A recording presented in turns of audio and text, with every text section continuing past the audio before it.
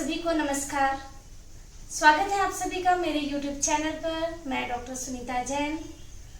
आज हम लोग डिस्कस करेंगे कॉन्स्टिपेशन के बारे में, जिन्हें सभी बीमारियों की माता कहा जाता है।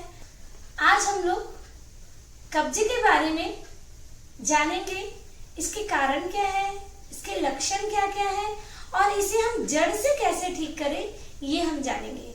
तो आइए सबसे पहले हम देखते हैं कि कब्ज होने के कारण क्या क्या है। आजकल हम बहुत ज्यादा तनाव में होते हैं, स्ट्रेस में होते हैं। जैसे जैसे हमारे मन की गति होती है वैसे वैसे हमारे आंतों की गति होती है।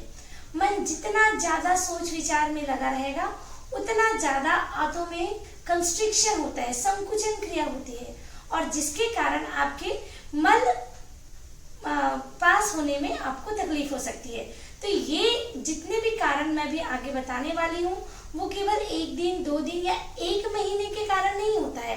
जब हम उस जीवन शैली को या उस कारण को हम लंबे समय तक अपनी लाइफ में, अपनी दिनचर्या में बनाकर रखते हैं, उसके कारण ये हमें कॉन्स्टिपेशन की प्रॉब्लम होती है।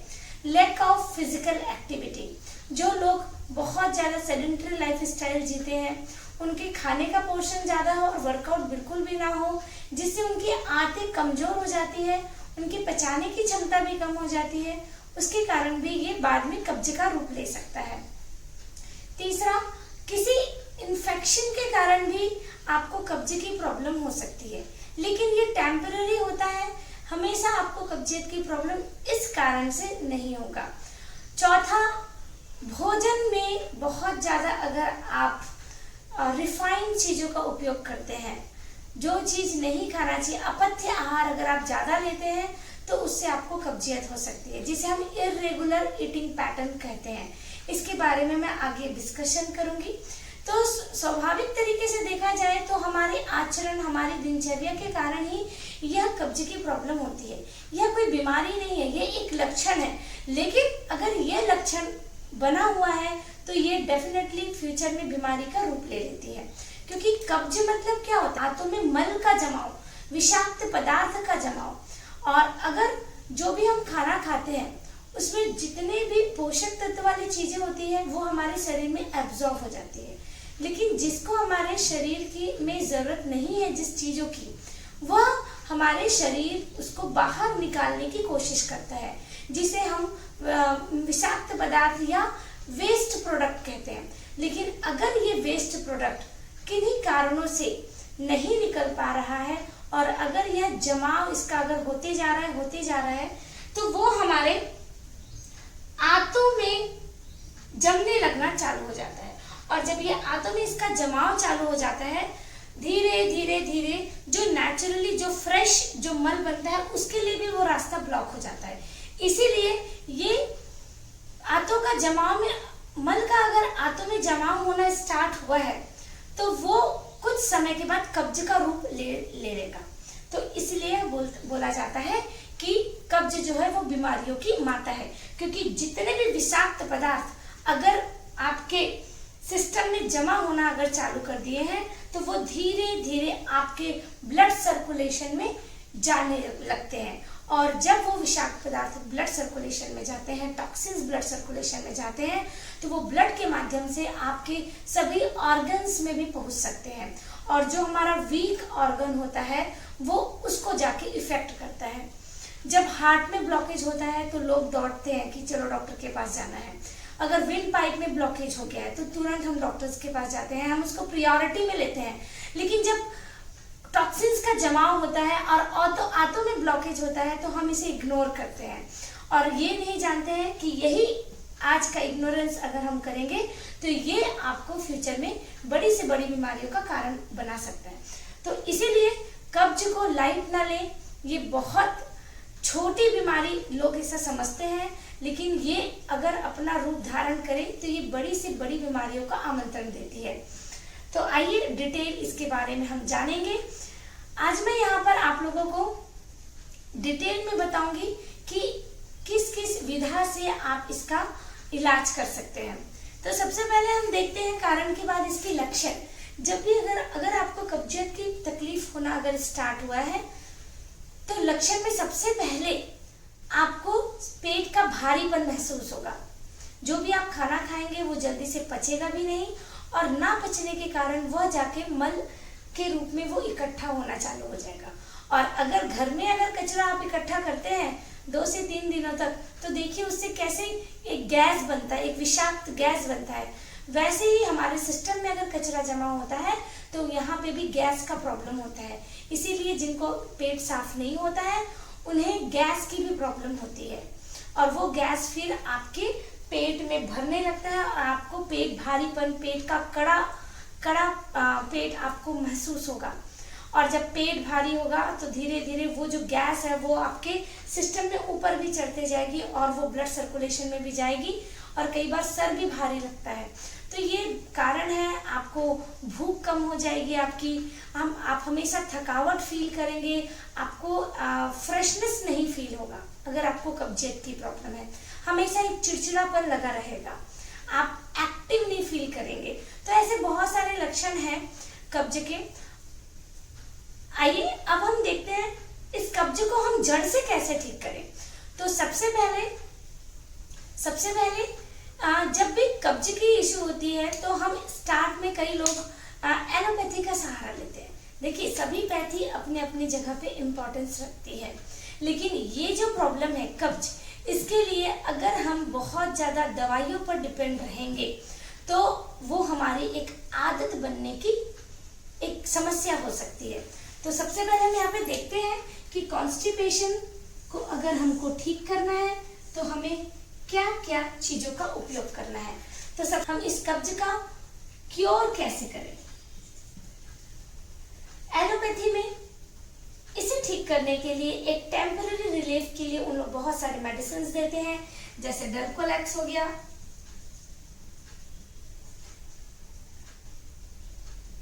क्रेमाफिन हो गए, ऐसे और बहुत सारे लैक्सेटिव्स हैं जो वो प्रिस्क्राइब करते हैं। लेकिन अगर आप ऐसे मेडिसिन का उपयोग लॉन्ग टर्म पे करते हैं तो ये एक आदत बन जाती है और ये आपके आंतों को कमजोर बना देगी, और फ्यूचर में भी फिर आपको पेट साफ करने के लिए इस मेडिसिन का सहारा लेना पड़ेगा। तो इसीलिए इस प्रॉब्लम के लिए आप मेडिसिन, एलोपैथिक मेडिसिन पे डिपेंड ना रहे।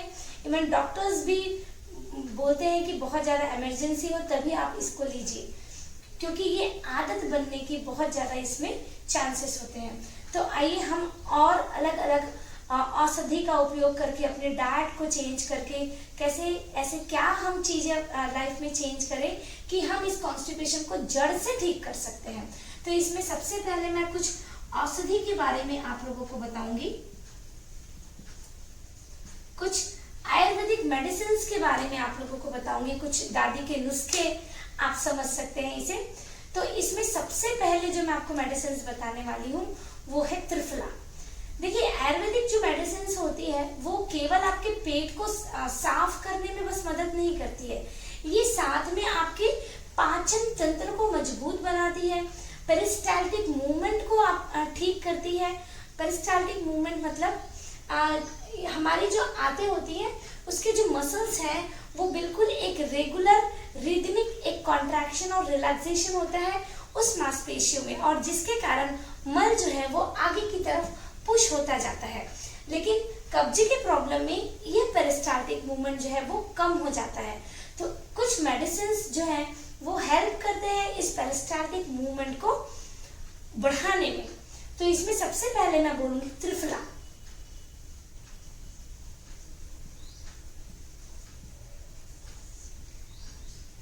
नाम में ही है त्रिफला, मीन्स होता है 3 फल का कॉम्बिनेशन, हर्रा, बेहड़ा और आंवला।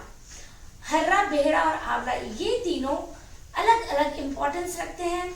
हर्रा जो है वो आपके इंटेस्टिनल मूवमेंट को बढ़ाता है, बेहड़ा जो है वो आपके आंतों की सफाई करता है, और आंवला डेफिनेटली ये आपके पाचक रसों को और अच्छे से बॉडी में सिक्रीट करता है और ये क्लिनजिंग का भी काम करता है। तो अगर ये कॉम्बिनेशन पे इस त्रिफला का अगर हम उपयोग करेंगे तो आप कॉन्स्टिपेशन से निजात पा सकते हैं। लेकिन ध्यान रखिए केवल एक चीजों से, अभी मैं जितने भी चीजें बताने वाली हूँ उसमें से केवल एक चीज का उपयोग करने से आप कॉन्स्टिपेशन को जड़ से खत्म नहीं कर सकते। आपको ये सभी चीजें जो मैं आगे इस वीडियो में आप लोगों को बताने वाली हूँ, इन सभी चीजों को आपको अपने जीवन में अपनाना है, तब जाके आप इस कॉन्स्टिपेशन को ठीक कर सकते हैं। इसीलिए वीडियो के अंत तक बने रहेंगे। सेकंड औषधि अगर हम देखें तो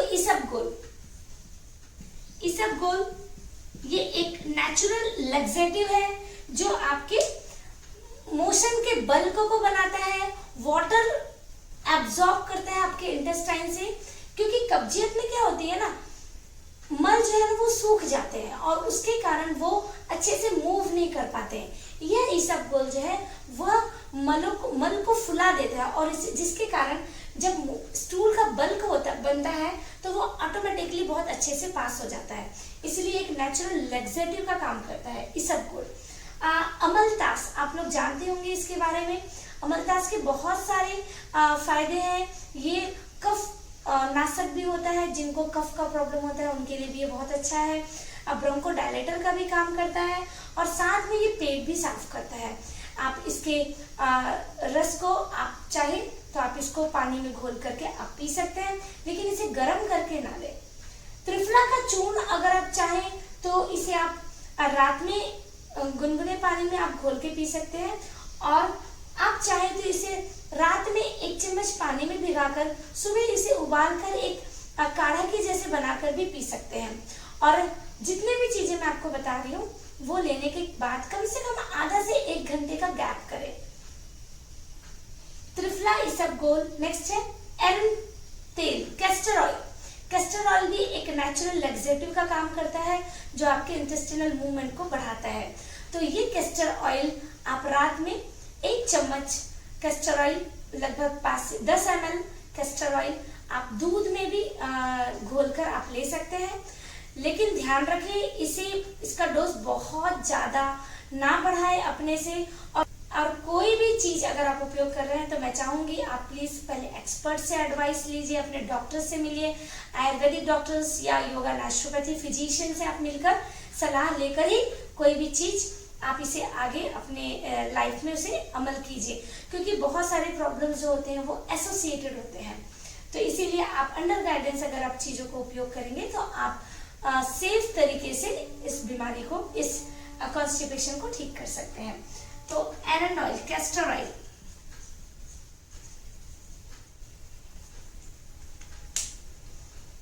तो कैस्टर ऑयल का उपयोग भी बहुत लाभकारी है।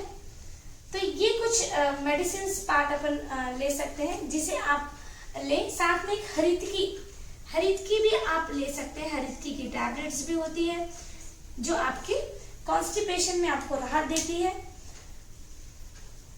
अब आइए नेक्स्ट हम डिस्कस करेंगे कि हम आहार में ऐसे क्या क्या चेंजेस करें ताकि हम अपने कॉन्स्टिपेशन को ठीक कर सकें।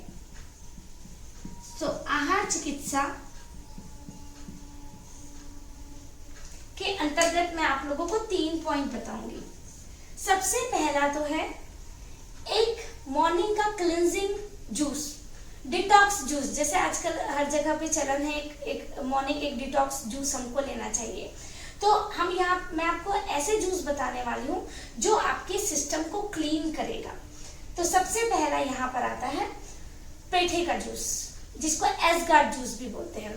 पेठे का जूस आप बस उसे उसके छिलके उतारकर, उसके बीज निकालकर उसे मिक्सी में ग्राइंड कर सकते हैं और 1 गिलास वो जूस आपको पीना है। ये एक क्लींजिंग का काम करता है। आप चाहे तो आंवले का जूस भी ले सकते हैं। आंवले का जूस जैसे मैंने पहले ही बताया वो आपके सिस्टम को क्लीन करता है और पाचक रसों को सक्रिय करता है। ओके। तीसरा मैं बताने वाली हूँ आपको सौंफ का जूस।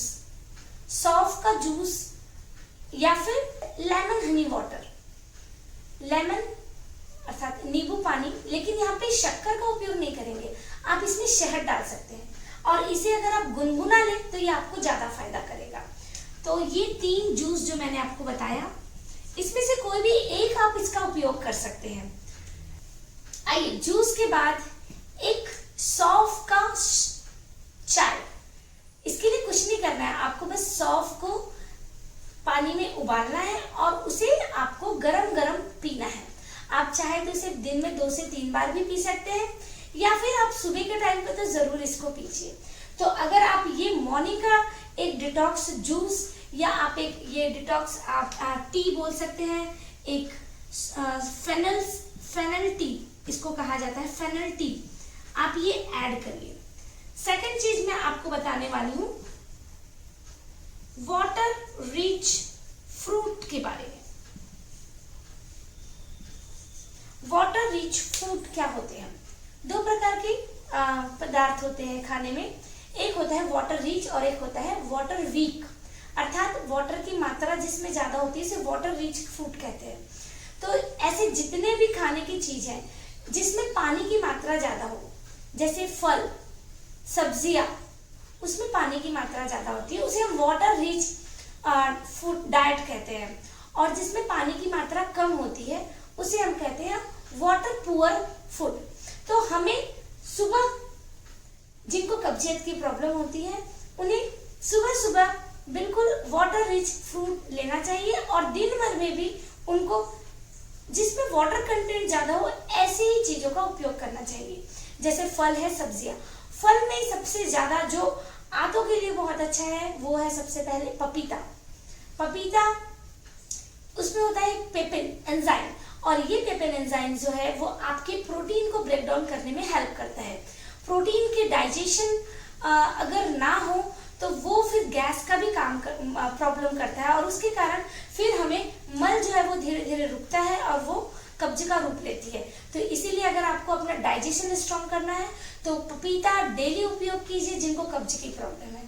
सेकंड जो फल है जो ज्यादा इफेक्टिव है वो है बनाना, केला। हाँ, लेकिन केला भारी भी होता है, तो अगर आपकी वर्कआउट अच्छे से है, आप डेली रूटीन पे अच्छे से योगा करते हैं या आपकी सेडेंटरी लाइफ स्टाइल नहीं है और आपको लगता है कि इसकी जरूरत है मेरे शरीर में, तो आप बनाना केला खा सकते हैं। केला बहुत अच्छा है कब्जियत के प्रॉब्लम के लिए।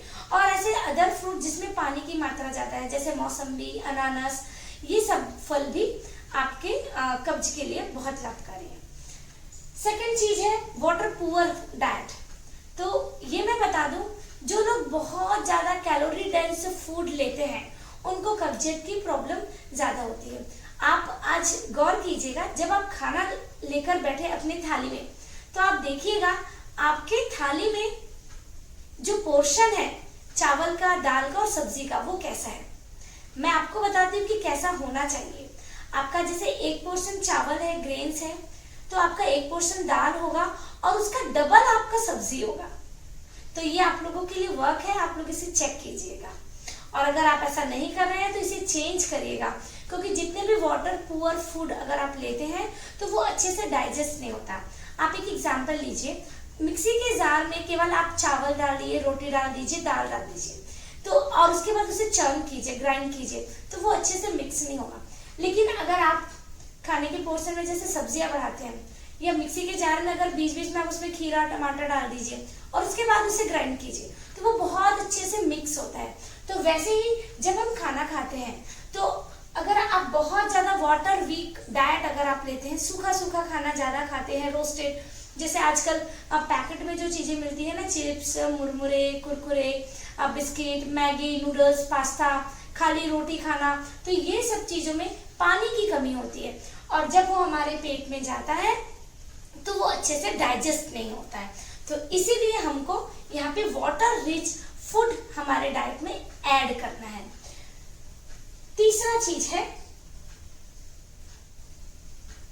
सलाद।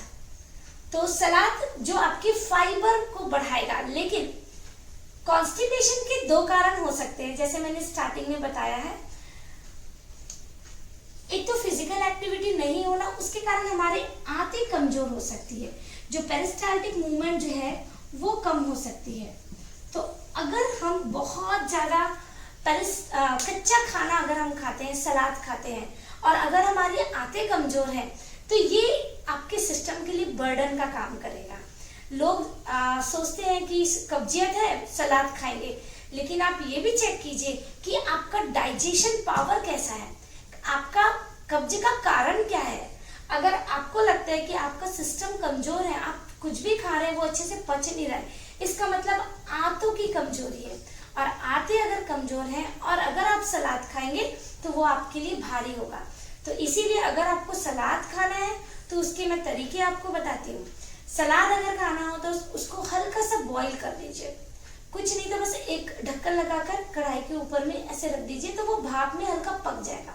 पकने के बाद आप सलाद ले सकते हैं और अपने खाने में आप पोर्शन बढ़ा दीजिए अपने सब्जियों का, उबली हुई सब्जियों का, तो उससे भी आपको फाइबर मिलेगा। सूप आप लीजिए, लेकिन सूप को ग्राइंड मत कीजिए। जो भी सब्जी आप लेते हैं उसे बस हल्के से मैश कर दीजिए या आप उसे फेंट दीजिए। लेकिन अगर आप उसको मिक्सी में ग्राइंड करेंगे तो उसके फाइबर जो है वो पूरे पीस जाएंगे, तो फिर आपका वहां पे फाइबर की कमी होगी। तो ये चीज आप अपने डाइट में ऐड करेंगे, ठीक है। तो एक बार मैं इसका रूटीन आपको बता दूं कि आपका एक नॉर्मल अगर हम डाइट प्लान देखें तो हमारा कैसे होना चाहिए। तो सबसे पहले सुबह जल्दी उठें अगर पॉसिबल हो तो, और जैसे भी उठते हैं आपको 2 से 3 गिलास पानी पीना है। अगर आप उखरू बैठ के पानी पी सकते हैं, कगासन में बैठ के, तो और अच्छी बात है, नहीं तो कोई बात नहीं।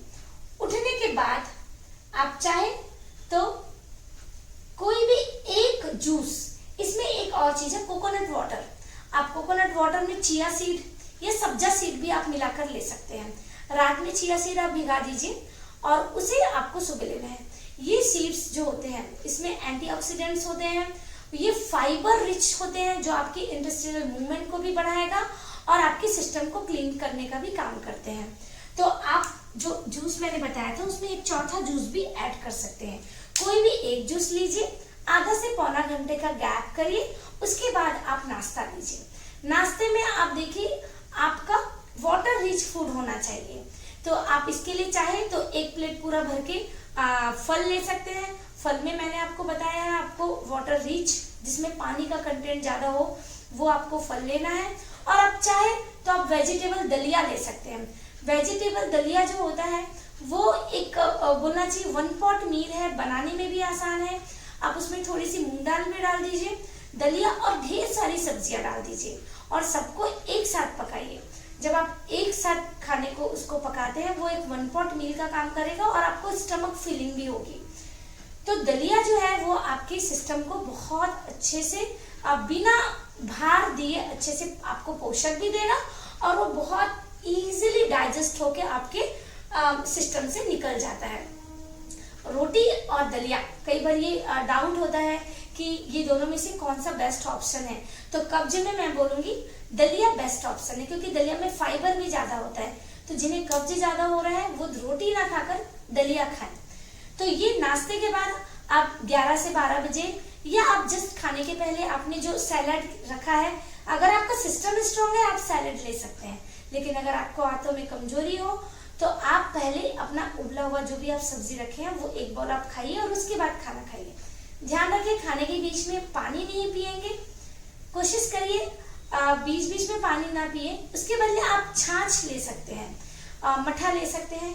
मठे में आप थोड़ा सा जीरा डालिए, थोड़ा सा सौंफ भी अगर आप चाहे तो डाल सकते हैं। हाँ, लेकिन अजवाइन ज्यादा मत डालिए, क्योंकि अजवाइन कई बार एसिडिटी का भी कारण होता है। लेकिन अगर आपको एसिडिटी नहीं है, केवल गैस का प्रॉब्लम है, डाइजेशन का प्रॉब्लम है, आप अजवाइन डाल सकते हैं और उसमें सेंधा नमक डालिए। तो इसके बाद लंच के बाद आप 4 से 5 बजे चाहे तो आप फल ले सकते हैं। फल अगर आपने सुबह लिया है आधा, तो आधा दोपहर या शाम को भी ले सकते हैं। सबसे इम्पोर्टेंट है रात का खाना। रात का खाना जितना हो सके आप जल्दी कीजिए। कम से कम सोने और खाने के बीच में 2 से 3 घंटे का गैप हो, इसका विशेष ध्यान रखिए, क्योंकि खाना पचने में हमको कम से कम 2.5 से 3 घंटा लगता है। जब हम खाना खाते हैं, हमारा हमेशा ध्यान रखिए, जब भी हम खाना खाते हैं उसका जो हाफ पोर्शन होता है वो हमारे खाने से भरना चाहिए। 1/4 जो है वो हमारा लिक्विड, जैसे हम दाल का पानी लेते हैं, सूप लेते हैं, जैसे मैंने मठा बोला, ठीक। और जो हाफ होता है ये हमें हमेशा खाली रखना है, क्योंकि जब भोजन मिक्स होता है, अच्छे से डाइजेस्ट होता है, पाचक रसों से मिलता है, तो उसे कुछ जगह चाहिए होती है, तभी वो अच्छे से वहां पे पच सकता है। तो इसीलिए रात का खाना अगर आप जल्दी लेंगे, भोजन जल्दी पचेगा और उसके बाद फिर आपको आप चाहें तो रात में आप थोड़ा सा कुनकुना दूध ले सकते हैं। लेकिन अगर आपको आंतों में कमजोरी है, आपको लगता है कि डाइजेशन वीक है, तो मैं चाहूंगी कि आप मिल्क प्रोडक्ट कुछ समय के लिए बंद कर दीजिए। अगर आपको दूध लेना भी है तो कुनकुना दूध लीजिए और उसमें आप चाहे तो कैस्टर ऑयल मिला सकते हैं। लेकिन ये औषधि वाली जो पार्ट है ना, ये भी आपको लॉन्ग टर्म पे नहीं लेना है। केवल ये शुरुआती आप 15 दिन 1 महीना आप इसको ट्राई कीजिए।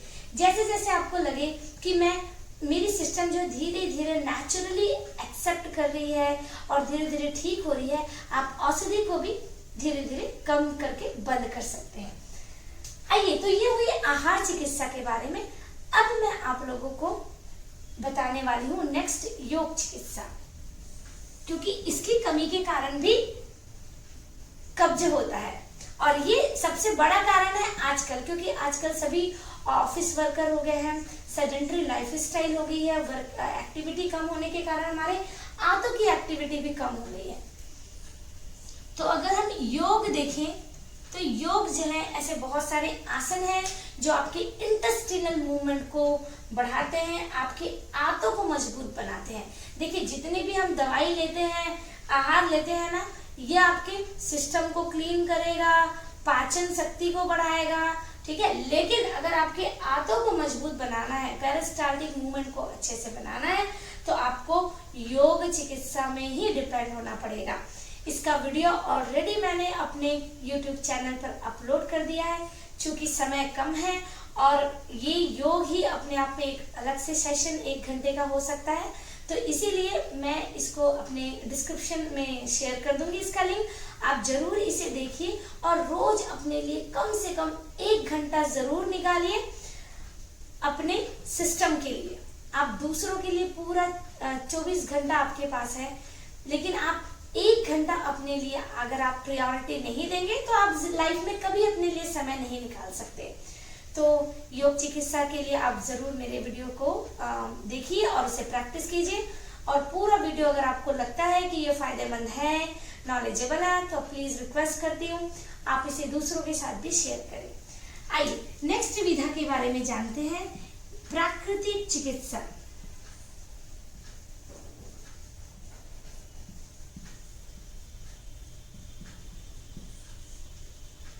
Nature cure. नेचुरली अगर आप अपने कॉन्स्टिपेशन को ठीक करना चाहें तो आप ऐसे 3-4 टेक्निक्स हैं जिसे अगर आप कम से कम 15 से 1 महीने तक अगर आप इसको कंटिन्यू करते हैं तो डेफिनेटली आपको इसमें चेंजेस दिखेगा। तो सबसे पहले मैं बता दूं, ऑयल पुलिंग। ऑयल पुलिंग मतलब होता है गंडूस, जिसे आयुर्वेद में गंडूस कहा जाता है। इसमें आपको 1 चम्मच सरसों का तेल लेना है। अगर गर्मी का समय हो तो आप चाहे तो तिल का तेल भी ले सकते हैं या नारियल का तेल भी आप ले सकते हैं। इसमें आपको मुंह में तेल भरकर आपको उसे चलाना है, ऐसे चलाना है। जब आप इसे चलाना चालू करते हैं ना, ये जब मुंह यहाँ पे चलता है तो ये आपके आंतों की गति को भी बढ़ाता है, ठीक है। इसीलिए तो कहा जाता है ना, भोजन को चबा चबा कर खाइए, eat the liquid and drink the solid, ठीक है। ये क्यों कहा जाता है प्रभाव? आप भोजन को इतना चबा चबा के खाएं कि वो स्वतः ही निगला जाए और पानी को घूट घूट करके पीजिए ताकि वो अच्छे से आपके एंजाइम्स के साथ मिलकर आपके सिस्टम के अंदर जाए। तो जब हम मुंह चलाते हैं तो ये आपके आंतों की गति को भी बढ़ाता है। तो ये ऑयल पुलिंग बहुत अच्छी टेक्निक है। आप बस इसे मुंह में रखकर आप अच्छे से इसको चलाइए और ऐसा 2 से 3 बार आप करिए और उसके बाद आप इसे नॉर्मल गुनगुने पानी से आप अपना मुंह साफ कर सकते हैं। पहला टेक्निक। दूसरा टेक्निक है पेट लपेट, जिसे एब्डोमिनल पैक भी कहा जाता है। एब्डोमिनल पैक यहाँ पे हम 2 क्लॉथ यूज करते हैं। एक लट्ठे का कपड़ा होता है, कॉटन क्लॉथ होता है, और एक होता है मसलिन क्लॉथ जो उसके ऊपर रैप करते हैं। ऑलरेडी एब्डोमिनल पैक पेट लपेट की वीडियो मैंने ऑलरेडी अपने YouTube चैनल पे शेयर की हुई है। मैं इसे अपने डिस्क्रिप्शन बॉक्स में भी डालूंगी। आप चाहें तो इसी वीडियो में डिस्क्रिप्शन में जाकर आप इसकी डिटेल आप देख सकते हैं। बस मैं बता दूं कि ये काम कैसे करता है। जब हम ठंडी पट्टी का लपेट अपने पेट पर करते हैं और जब ये कूलिंग इफेक्ट आपके पेट को मिलता है और बाकी जो हमारे शरीर का भाग होता है वो गर्म होता है, यहाँ पर कोल्ड लगाते हैं और बाकी जगह पे हॉट होता है, तो इसके कारण हमारे शरीर में ब्लड सर्कुलेशन फास्ट हो जाता है। और जब ये ब्लड सर्कुलेशन बढ़ता है तो धीरे धीरे यहाँ पे जितने भी आंत में जो मल जमे हुए हैं वो भी अपने आंतों की गति बढ़ती है और वो धीरे धीरे मल जो है वो लूज होते जाते हैं और वो सिस्टम से भी बाहर आते हैं। सो ओवरऑल ये आपके डाइजेस्टिव फंक्शन को सुधारता है, इंटेस्टाइनल मूवमेंट को भी सुधारता है। कोल्ड का इफेक्ट वैसे भी टोनिक इफेक्ट होता है। तीसरा है सबसे इम्पोर्टेंट, जिनको तुरंत टेम्पररी रिलीफ चाहिए और फास्ट रिलीफ चाहिए, वो है एनीमा। आजकल बहुत कॉमन यूज हो रहा है एनीमा का, जिसमें हम अपने रेक्टम के माध्यम से पानी इंसर्ट करते हैं और वो जाके आपके आंतों की सफाई करते हुए मल को बाहर लेकर आता है। तो एनीमा भी नेचुरोपैथी का ट्रीटमेंट है जो आपको टेम्पररी रिलीफ देता है। और जब हम कोई भी नेचर क्योर सेंटर पे जाते हैं तो सबसे पहला ट्रीटमेंट होता है हमारा एनीमा, क्योंकि एनीमा जो है ना वो एक डिटॉक्स का काम करता है, क्योंकि ये टॉक्सिन्स को हमारे शरीर से बाहर निकालता है। और जब नेचुरोपैथी में सबसे पहला अगर हम देखा जाए तो हम इसमें क्लिनजिंग पे ज्यादा वर्क करते हैं, डिटॉक्स पे ज्यादा वर्क करते हैं, क्योंकि इसमें ये माना जाता है कि जितने भी metabolic waste product and product अगर आपके शरीर में जमा कर रहे हैं तो वो सबसे बड़ी बीमारी का कारण होती है।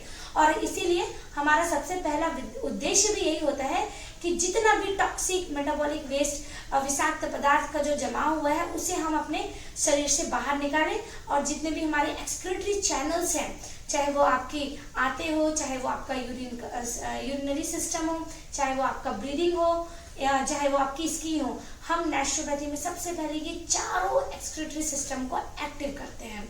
ठीक है, तो ये तीनों ट्रीटमेंट जो है हमारे प्राकृतिक चिकित्सा में, ऐसे प्राकृतिक चिकित्सा में आहार चिकित्सा भी आता है, योग चिकित्सा भी आता है और हमारी दिनचर्या भी आती है, लेकिन ये हाइड्रोथेरेपी के ट्रीटमेंट्स है जो कब्जे में बहुत लाभकारी है। आइए नेक्स्ट मैं लास्ट सबसे इम्पोर्टेंट जो मैं यहाँ पर डिस्कस करने वाली हूँ वो है आपकी दिनचर्या। तो दिनचर्या में सबसे पहले हमें सुबह उठकर पानी पीना है, ये कंपलसरी होना चाहिए। और उसके बाद आप कुछ व्यायाम कर सकते हैं, कुछ आसन जो मैंने ऑलरेडी योग वाले अपने लिंक पे बताया है, वो करने के बाद जब आप मोशन के लिए जाएं तो ध्यान रखिए जब प्रेशर बने तभी आपको सीट पर जाकर बैठना है। ये चीजें आपको कोई नहीं बताएगा, लेकिन मैं यहाँ पे जड़ से ठीक करने के तरीके बताने आई हूँ। तो इसीलिए आप ध्यान रखिए, आजकल जो वेस्टर्न टॉयलेट का जो पैटर्न चल रहा है वो भी एक बहुत बड़ा कारण है कब्ज का। लेकिन इसका मतलब ये नहीं कि मैं आपको बोल रही हूँ कि घर पे आप इंडियन सिस्टम सेट करें, क्योंकि बहुत सारे हेल्थ इश्यूज भी हैं, आप जमीन में नहीं बैठ पाते हैं, कमर का दर्द का इशू होता है, तो आप एक काम कर सकते हैं, वेस्टर्न टॉयलेट अगर आप यूज करते हैं, आप एक स्टूल का उपयोग करें, एक पाटे का उपयोग करें जिसके ऊपर आप पैर को रखें। इसका कारण क्या है मैं बताती हूँ। जब हम स्क्वैट पोजीशन पे बैठते हैं, तो हमारे बॉडी का जो डिग्री जो होता है वो 45 डिग्री होती है। इस 45 डिग्री पे आपका जो रेक्टम पार्ट जो है वो फ्री होता है। नॉर्मली ये जो कर्व होता है, अगर आप स्ट्रेट बैठेंगे 90 डिग्री पे, जैसे हम कमोड में बैठते हैं, तो ये जो 90 डिग्री है इस रीजन को बैंड कर देती है और उसके कारण हमको मल पास करने में कठिनाई होती है। तो लेकिन अगर आप वेस्टर्न टॉयलेट में ही अगर आप अपने पैर को उठाकर अगर एक स्टूल पर रख दे तो ये आपका 45 डिग्री का एंगल मेंटेन हो जाता है और इससे ये वाला प्रॉब्लम सॉल्व हो सकता है। तो मैं चाहूंगी अगर आपको कब्जियत है तो ये आप अपने डेली रूटीन पे पहले ऐड करिए, तो देखिएगा आपको इसमें भी चेंजेस मिलेगा। सेकंड चीज, आपका दिनचर्या में योग को जरूर आप शामिल कीजिए, क्योंकि अगर आपकी फिजिकल एक्टिविटी नहीं होगी तो आप अपने कब्ज को ठीक नहीं कर सकते। आइए थर्ड चीज जो सबसे ज्यादा जरूरी है, आपको क्या क्या नहीं खाना है, ठीक है। तो सबसे पहले तो ध्यान रखिए, जितनी भी रिफाइंड चीजें हैं, खासकर मैदा, बेसन या चावल का आटा, जितने भी प्रोसेस्ड होती है, रिफाइंड चीजें होती है, ये सब चीजें आपको नहीं लेना है, क्योंकि ये आपके मल द्वार में जाकर चिपक जाता है, और जब ये मल द्वार पर जाके चिपक जाता है तो इसको निष्कासन में बहुत कठिनाई होती है। तो इसीलिए ऐसे चिपकने वाले पदार्थ जो आपके आंतों में जाके चिपक जाए, वैसे चीजों को आपको नहीं लेना है। तो फर्स्ट था मैदा, सेकंड है डीप फ्राई की चीजें। आपको पता है, जब तेल को बार बार गर्म किया जाता है तो उसमें बहुत सारे फ्री रेडिकल्स बन जाता है, और ये केवल कब्ज के लिए नहीं, ये आपके ओवरऑल हेल्थ के लिए भी नुकसानदायक होते हैं। तो इसीलिए हमें बार बार तेल को गर्म किया हुआ खाना, जैसे डीप फ्राई की जो चीजें होती है, उसका उपयोग नहीं करना चाहिए। बहुत ज्यादा मिर्च मसाले का उपयोग मत करिए, क्योंकि ज्यादा मिर्च मसाले का उपयोग करने से वो अच्छे से पचता नहीं है, आपको एसिडिटी तो होगी ही, और साथ में ये आपके सिस्टम को के निष्कासन में भी तकलीफ देता है, क्योंकि ये बहुत ज्यादा मिर्च मसाले की ज्यादा चीजें लेंगे ना, तो ये बहुत ज्यादा वाटर को एब्जॉर्ब करते हैं, और वो मल जो है वो सूखा हो जाता है। तो इसीलिए आप डीप फ्राई की चीजें भी नहीं लेंगे। बहुत ज्यादा तीसरा इंपॉर्टेंट चीज है, बहुत ज्यादा डेयरी प्रोडक्ट नहीं लेंगे, क्योंकि आजकल वैसे भी सेडेंटरी लाइफस्टाइल होने के कारण हमारी पाचन शक्ति वैसे भी कमजोर हो गई है। तो अगर आपको अपनी पाचन शक्ति आपको लगता है कि कमजोर है, और अगर आप हैवी चीज लेंगे, जैसे पनीर का आइटम, चीज अगर आप लेंगे, तो वो आपके डाइजेशन के लिए भी भारी होगा, और आपके सिस्टम से निकलने में भी आपको तकलीफ होगी। चौथा चीज है नॉनवेज।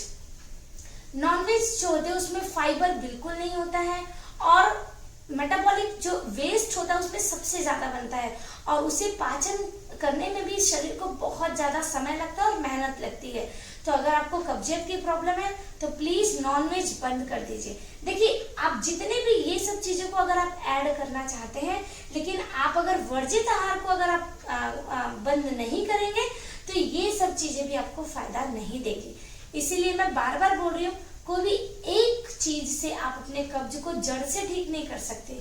आप इन सभी चीजों को जब आप एक साथ अपने दिनचर्या में शामिल करेंगे, तब जाके आप अपने कब्ज को ठीक कर सकते हैं। तो टेम्पररी अगर आपको रिलीफ चाहिए, तो आप पहले औषधि पे आइए, औषधि से आप अपने डाइट में चेंजेस कीजिए, साथ में प्राकृतिक चिकित्सा और योग ऐड कीजिए, दिनचर्या में ध्यान दीजिए, आप प्रॉपर स्लीप ले रहे हैं कि नहीं, वो भी बहुत जरूरी है। अगर आप नींद कंप्लीट नहीं लेंगे तो आपका डाइजेशन भी पूरा अच्छे से नहीं होगा। तो नींद भी एक बहुत बड़ी मेडिसिन है, तो आप इसका ध्यान रखिए, अपनी दिनचर्या नियमित रखिए, पूरी इस चिकित्सा पद्धति को अपने लाइफ में ऐड कीजिए। और अगर आपको कोई और भी साथ में हेल्थ इश्यूज हैं, तो प्लीज मैं आपको सजेस्ट करूंगी, आप अपने हेल्थ केयर प्रोवाइडर से मिलें, डॉक्टर से कंसल्ट करें। आप चाहे तो मुझसे भी कंसल्ट कर सकते हैं, मैं डाइटिशियन भी हूँ। तो अगर आप ये सभी चीजें फॉलो करते हैं तो डेफिनेटली आप अपने कॉन्स्टिपेशन को जड़ से ठीक कर सकते हैं। अगर आपको ये वीडियो पसंद आया हो तो प्लीज इसे जरूरतमंद लोगों तक जरूर शेयर कीजिए, ताकि बाकी लोगों को भी इसका फायदा हो, और वो केवल इस मेडिसिन पे डिपेंड ना रहे, अपनी छोटी छोटी आदतों में परिवर्तन करके अपने कब्ज को ठीक कर सकते हैं। तो उम्मीद है आपको ये वीडियो पसंद आया होगा। प्लीज अगर आप अभी तक मेरे चैनल को अगर सब्सक्राइब नहीं किए हैं, तो प्लीज मेरे चैनल को सब्सक्राइब कीजिए और वीडियो को शेयर जरूर कीजिए। Thank you so much. स्वस्थ रहें, मस्त रहें।